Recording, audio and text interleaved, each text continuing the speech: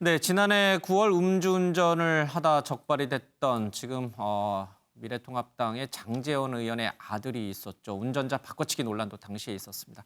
김태일 기자, 어제 공판이 있었죠? 그렇습니다. 예. 어제 이제 장영준 씨에 대한 결심 공판이 있었는데 예. 이 법정에서 장 씨가 준비해간 반성문을 직접 읽었어요. 예. 뭐라고 했냐면 적발 당시에 사실대로 얘기했으면 어땠을까 생각하면서 후회하고 반성하고 있다. 그러면서 예. 앞으로는 법을 잘 지키고 주어진 사회적 책임을 다하면서 살겠다. 이렇게 이제 반성문을 낭독하기도 했습니다. 예, 그러니까 당시의 진술에 거짓이 있었다 이런 뜻이군요. 그렇습니다. 이제 사실대로 얘기를 했어야 되는데 내가 예. 왜 거짓말로 얘기했을까라는 이제 반성의 예. 그런 반성문이죠. 내가 운전하지 않았다, 뭐 이런 식의 거짓말을 했다.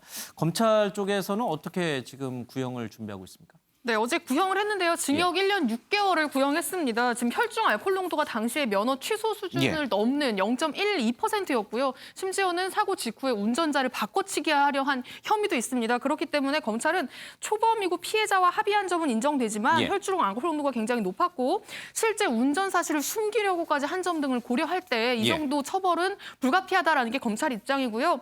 변호인 측에서는 수사망이 좁혀오기 전에 스스로 자수를 해서 사실관계를 바로잡았고 그리고 보험사에 어떤 사기 피해가 발생하지도 않았다. 사실대로 이야기를 해서 그리고 범죄 전력도 없고 피해자와 합의했다라는 점을 좀 받아들여 달라라고 얘기했고요. 다음 달 2일에 최종 선고 공판이 있을 예정입니다. 예.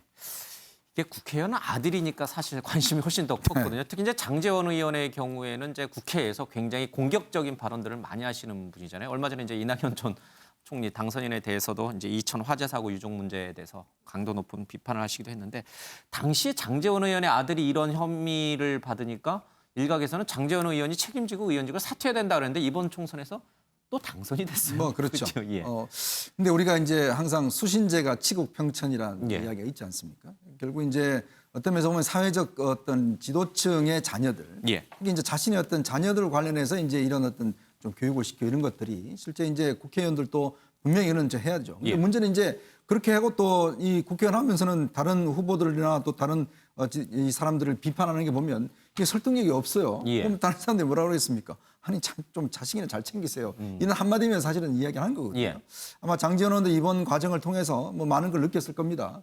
특히 이제 본인 이 아들 같은 경우도 사실은 이번뿐만 아니라 지난번에도 한번 또 무리를 빚은 적이 또 있어요. 이제 그러다 보니까 결국 이제 국회의원의 신분이라는 게 국민에 선출된 직이지 않습니까? 이제 그렇기 때문에 본인의 자녀와 관련된 이런 논란들, 이런 부분에 대해서 좀 더 각별하게 좀 신경을 써야 될 것 같습니다. 조국 전 장관 사태 때 굉장히 공격적으로 그렇습니다. 몰아붙였었잖아요. 예, 이제 그게 또 부메랑이 돼서 여러 가지 논란이 좀 있었습니다.